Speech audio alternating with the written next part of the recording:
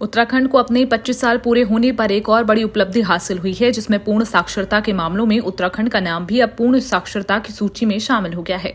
नई शिक्षा नीति 2020 एवं उल्लास नव भारत साक्षरता कार्यक्रम के तहत देश का पूर्ण साक्षरता वाला राज्य बनने का गौरव उत्तराखंड को मिला है।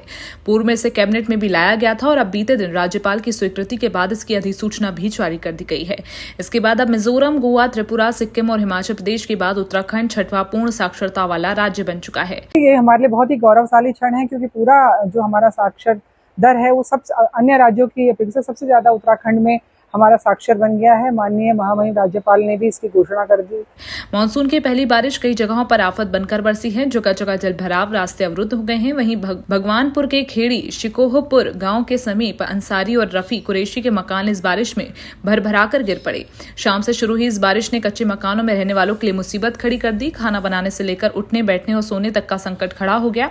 शमीम अंसारी और रफी कुरैशी का मकान गिर गया। उनके यहाँ कुछ महीनों के बाद बेटी की शादी होनी थी। उनका सभी सामान मकान के मलबे में दबकर कूड़ा बन गया। बेटे सारी छत गिर गई, 4 दबती मेरी लौंडियां, घर से बेघरी हुई फिरती, जरा जरा से मेरे बच्चे। देख क्या हाल हो रहा है, देख लो। तो बारिश की वजह से गिरी है? बारिश में ही गिरी। परसों भी कई दिन पहले बारिश आई थी। कल रात में गिर गई, 2 लोग दबने से भी बच गए थे। जल्दीबाजी में सामान निकाला और फिर सामान भी खैर बच गया, थोड़ी टूट फूट हुई और चोट लगने से भी बच गए। ये दैवीय आपदा आने की वजह से जो कच्चे मकान हैं रफी कुरैशी का, एक शमीम अंसारी का, ये ढह गए। दोनों मजदूर आदमी हैं, उनका राशन पानी, शादी का सामान लड़की की सब दब गया और रहने को अब छत भी खुले आसमान के नीचे रहने को मजबूर है। उत्तराखंड संस्कृति, साहित्य एवं कला परिषद के उपाध्यक्ष एवं राज्य मंत्री मधु भट्ट ने आगामी ऐतिहासिक यात्रा के संबंध में महत्वपूर्ण जानकारी दी। उन्होंने बताया, मुख्यमंत्री पुष्कर सिंह धामी के कुशल मार्गदर्शन और संस्कृति मंत्री सतपाल महाराज के नेतृत्व में देहरादून से सोमनाथ तक एक विशेष यात्रा का आयोजन किया जा रहा है। मंत्री मधु भट्ट ने स्पष्ट किया है कि यात्रा श्रद्धालुओं के लिए पूरी तरह सुविधाजनक होगी। यात्रा के दौरान श्रद्धालुओं के लिए निःशुल्क भोजन, पानी और आवास की व्यापक व्यवस्था की गई है। उन्होंने जोर देते हुए कहा कि एक ऐतिहासिक यात्रा है और देहरादून से सोमनाथ तक श्रद्धालुओं की हर संभव सहायता के लिए प्रशासन पूरी तरह तैयार है। यात्रा तो 13 तारीख से शुरू है। माननीय मुख्यमंत्री जी उसमें हरी झंडी रवाना करेंगे उसको, और हमारा हरेला हरियाली जो ये कार्यक्रम जो हम करेंगे वो 15 तारीख से हमारा शुरू होगा, क्योंकि हरेला का महोत्सव है 16 तारीख को होता है, लेकिन हम 15 तारीख से ही इस महोत्सव का शुभारंभ कर रहे हैं। और यहाँ पर क्योंकि जो हमारी सोमनाथ की जो ये यात्रा निकलेगी उसमें हमारे वृक्षारोपण, जो हमारे रुद्राक्ष का वृक्ष है वो हम भगवान सोमनाथ के मंदिर में लगाया जाए। कांग्रेस के राष्ट्रीय महासचिव केसी वेणुगोपाल कल से उत्तराखंड के 2 दिवसीय दौरे पर आ रहे हैं। माना जा रहा है कि इस दौरान वे पार्टी के अंदरूनी मतभेदों को दूर कर संगठन को आगामी चुनाव के लिए एकजुट करने का प्रयास करेंगे। इससे पहले प्रदेश प्रभारी कुमारी शैलजा भी कई दौरों के माध्यम से कांग्रेस की जमीनी फीडबैक ले चुकी है। वेणुगोपाल के दौरे से पहले भाजपा ने निशाना साधा है। प्रदेश प्रवक्ता कुंवर जपेंद्र सिंह ने कहा कि कांग्रेस ना तो भाजपा का विषय रही है और न ही उत्तराखंड की जनता का, और साथ ही द्वेष, भ्रष्टाचार और तुष्टीकरण की राजनीति के कारण कांग्रेस देश भर और उत्तराखंड में नकारी जा चुकी है। उन्होंने कहा कि भाजपा की नजर केवल 2027 के चुनाव, प्रदेश की प्रगति और विकसित उत्तराखंड पर है। मुख्यमंत्री लगातार फील्ड में रहकर विकास के काम कर रहे हैं। भाजपा विकास की राजनीति करती है और आगे भी करती रहेगी।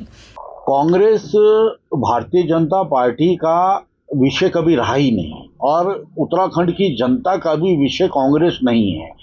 अपनी द्वेष की राजनीति, भ्रष्टाचार की राजनीति, तुष्टीकरण की राजनीति की वजह से कांग्रेस पहले ही देश भर में नकारी जा चुकी है, उत्तराखंड में नकारी जा चुकी है।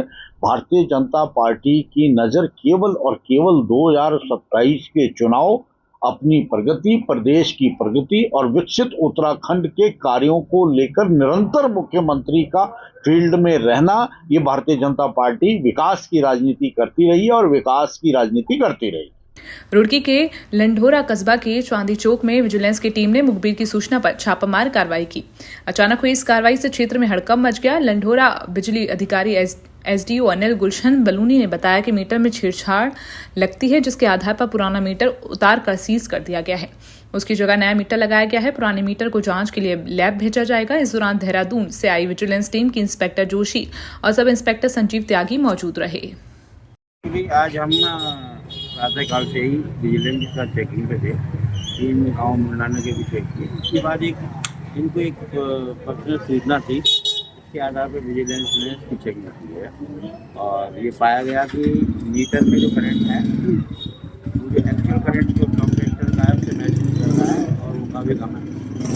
संदेह के आधार पर भी जब्त की। अच्छा, केबल में कट तो डायरेक्ट का मामला हो जाता है, केबल में कट नहीं है, ये मीटर में अंडरस्टैंड की संभावना है, मीटर में छेड़छाड़ हुई है, तो इसी आधार पर इसको सील किया गया है, जिसकी टेस्टिंग होगी, बाद में क्लियर किया जाएगा।